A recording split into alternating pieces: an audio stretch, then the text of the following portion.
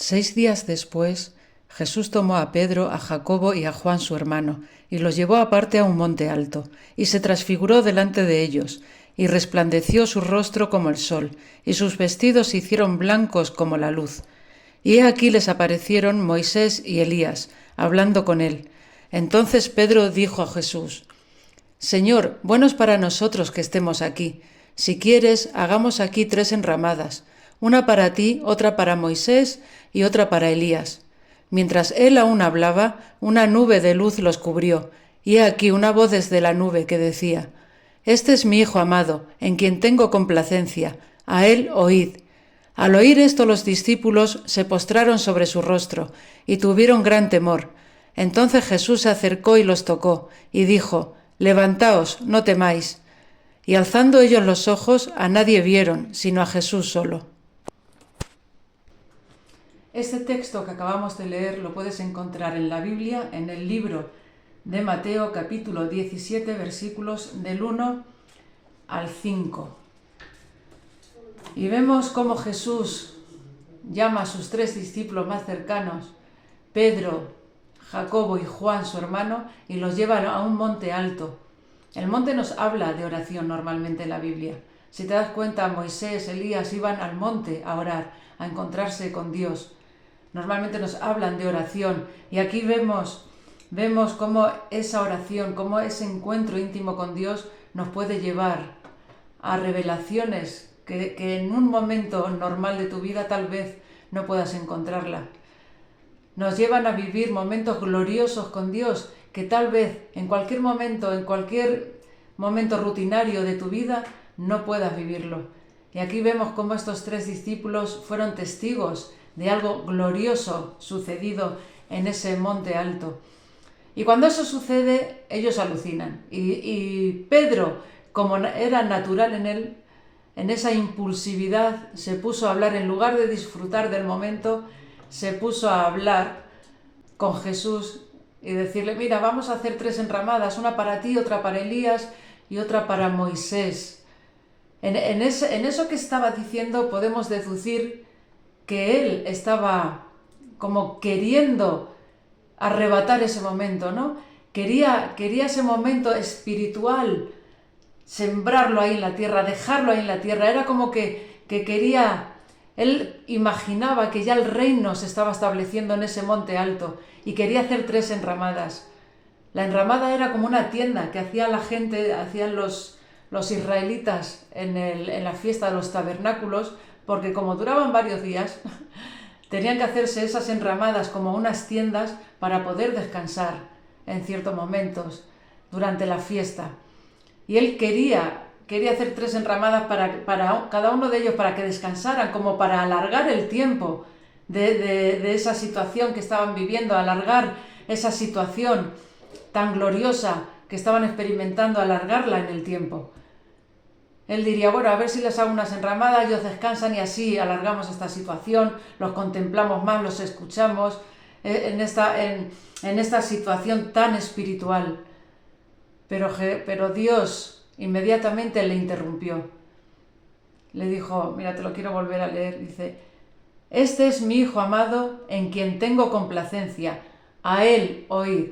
Era como diciendo: mira, no vayas a comparar a mi hijo ni con la ley ni con los profetas. No vayas a comparar a mi hijo ni con Moisés ni con Elías. Por importante que fueran en su momento, yo les di revelaciones enormes que ellos dejaron escritas, pero este es mi Hijo amado y no los compares con ellos. Yo les di grandes revelaciones a Moisés y a Elías, pero es que Jesús soy yo revelado en él.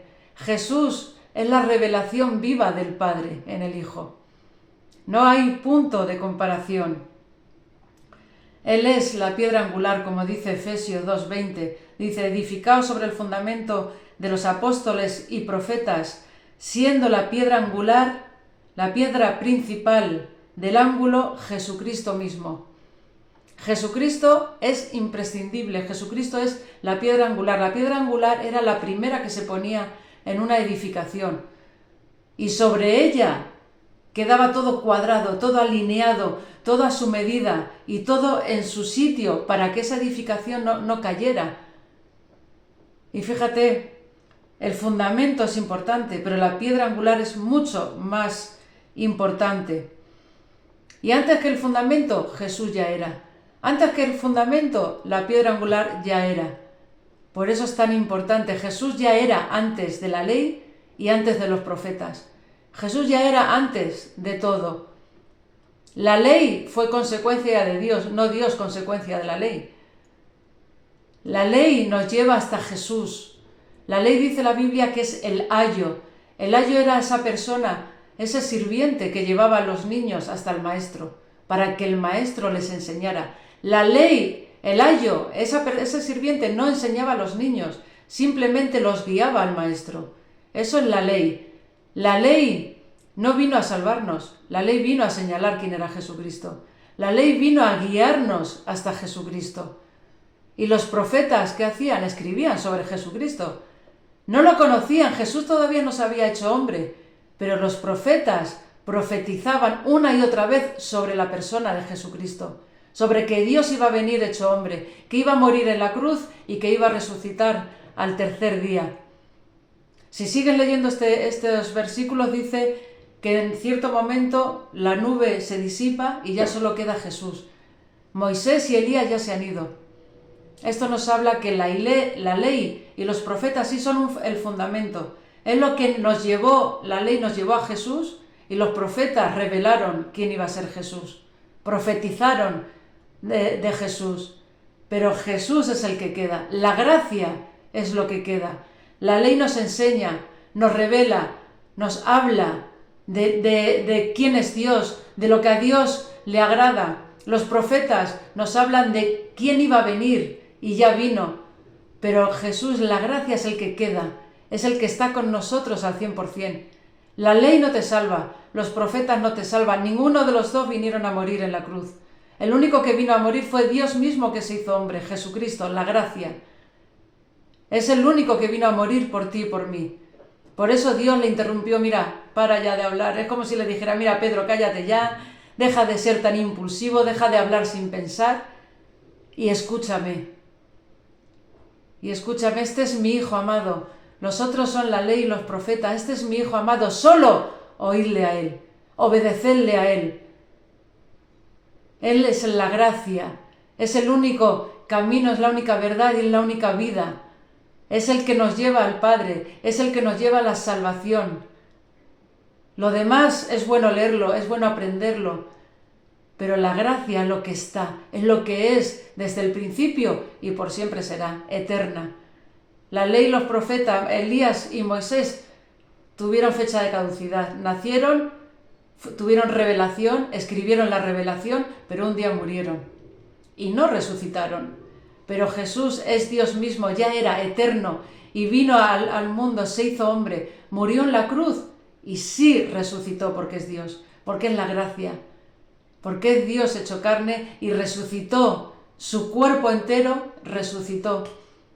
Y ahora está, dice la Biblia, a la diestra del Padre, siendo el abogado de cada uno de nosotros ante el Padre. Y como te decía en unos vídeos anteriores, orando, intercediendo por nosotros ante el Padre, para que ninguno, dice la Biblia, y como te leía el otro día, Jesús dijo, ninguno he perdido, ninguno de los que me diste he perdido. Por eso es tan importante, es la piedra angular. Él es el único que no pierde a nada, a ninguno de los que Dios le da. La ley y los profetas pasaron, pero Jesucristo permanece para siempre. Un beso grande y hasta el próximo vídeo.